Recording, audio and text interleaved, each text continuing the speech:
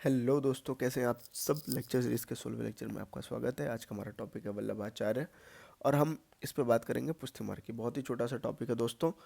And आज मैं कोशिश करूंगा एक और लेक्चर लेके आने की स्वामी विवेकानंद जी पे।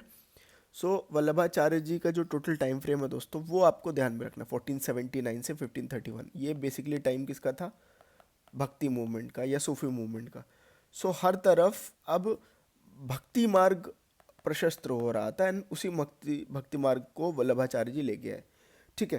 तो ये जो है शुद्ध अद्वैतवाद, प्योर, इसका मतलब यही है कि सिंपल है कि भक्ति आप कृष्ण भगवान की इतनी कर दो और ये रेनन्शिएशन वगैरह वाले कॉन्सेप्ट को छोड़ दो।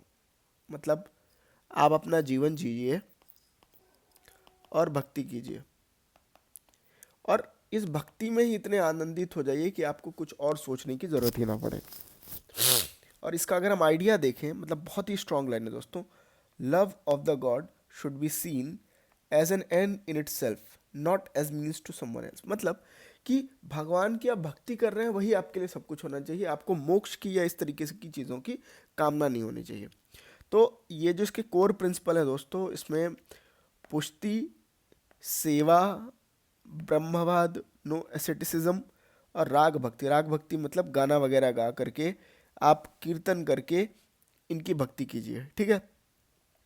शुद्ध अद्वैतवाद का मतलब अगर कोई पूछे दोस्तों, दुनिया और आत्मा दोनों रियल हैं, बट कृष्णा की डिवाइन पावर पे याद रखिएगा, कृष्णा इज द कीवर्ड यहाँ पे।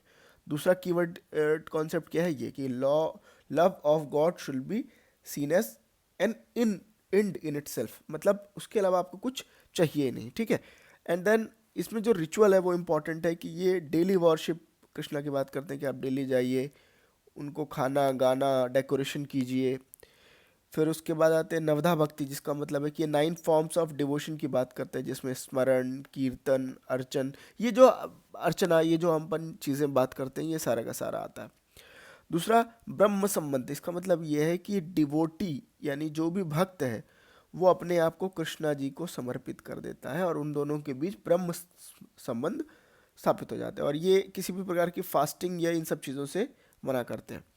दोस्तों इसका जो मैक्सिमम स्प्रेड था वो राजस्थान, गुजरात वाले एरिया में था। बट वल्लभाचार्य जी जो मतलब इनका अगर ओरिजिन जाने तो ये ही बिलोंग्स टू तेलुगु ब्राह्मण फैमिली, ये सदर्न इंडिया से है।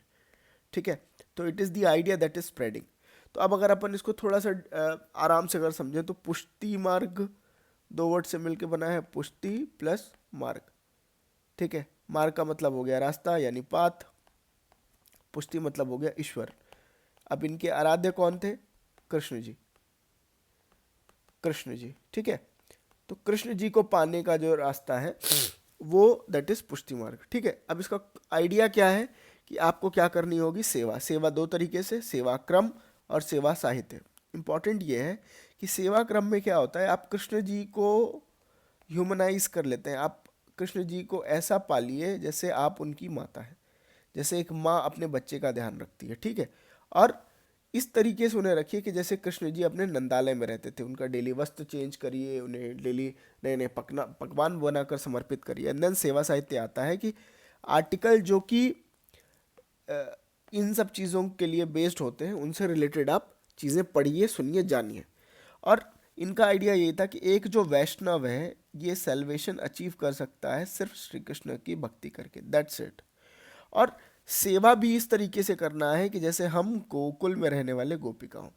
तो ये अगर मैं एक सिंपल तरीके से इसको समराइज करने की कोशिश करूँ तो ये भक्ति काल का एपिटोम था, जिसमें शुद्ध अद्वैतवाद जो कॉन्सेप्ट है